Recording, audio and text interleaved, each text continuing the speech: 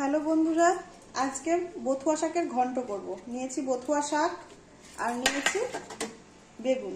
বেগুনটাকে ছোট ছোট করে কেটে নিয়েছি। এবার বথুয়া শাকগুলো খুব ঝিরিঝিরি করে কেটে নিব, তারপরে রেসিপিটা শুরু করব। এখন কেটে রাখা বেগুনগুলো লবণ হলুদ দিয়ে মেখে নিব। সামান্য লবণ, সামান্য হলুদ আর 1 চামচ চিনি, এই দিয়ে বেগুনগুলো মেখে নিব ভালো করে।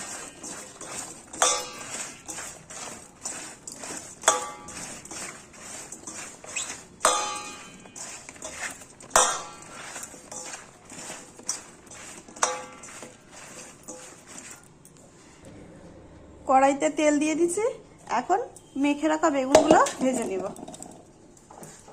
কড়াইয়ের তেল গরম হয়ে গেছে।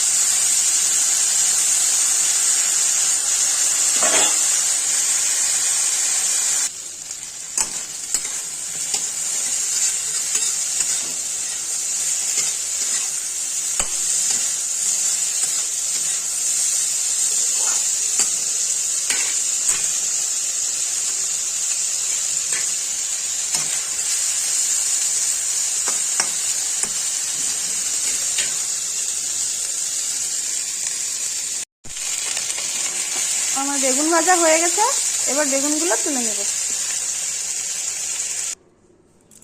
আমার শাক কাটা হয়ে গেছে, দেখুন কত ঝিরিঝিরি করে কেটেছি। এইভাবে কাটবেন, তাহলে শাক খেতে ভালো লাগবে। শাক যত ঝিরিঝিরি করে কাটা হবে, শাকের স্বাদ তত ভালো হবে। কড়াইতে তেল দিয়ে দিলাম।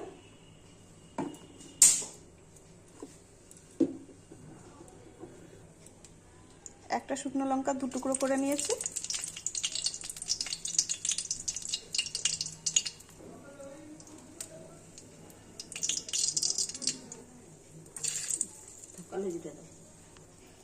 সামান্য একটু কালো জিরে। আজকে নিরামিষ শাক, এর মধ্যে রসুন পেঁয়াজ কিচ্ছু দিব না। নিরামিষ দিনে আপনারা এইভাবে করে দেখবেন। একটা কাঁচা লঙ্কা। এবার কেটে রাখা শাক সব দিয়ে দিলাম।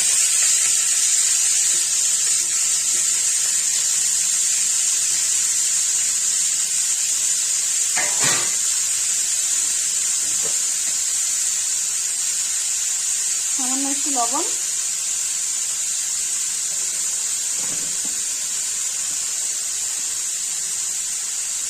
এক চিমটি হলুদ।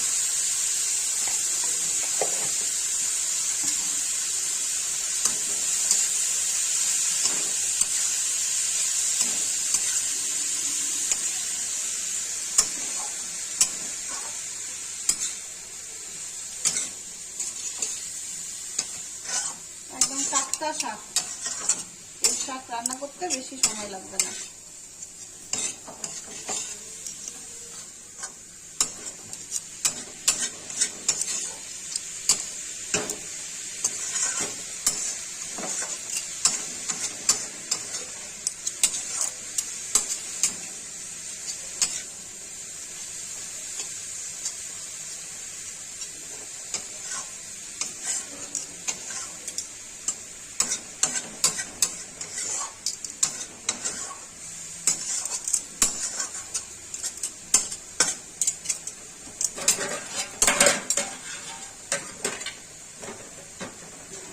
এবার ঢেকে দিলাম।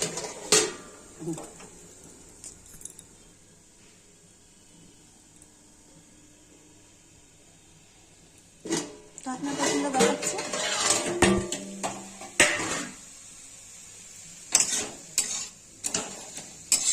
শাকটা আমার পুরো সেদ্ধ হয়ে গেছে।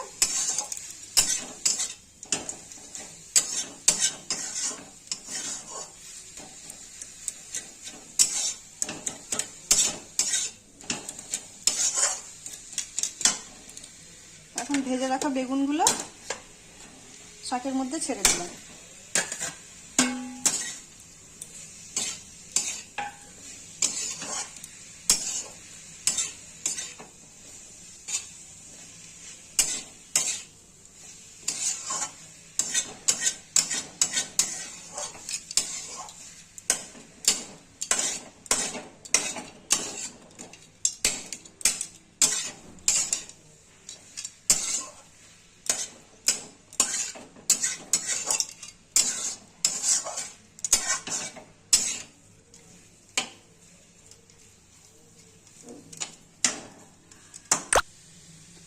সামান্য একটু চিনি উপর থেকে দিয়ে দিলাম।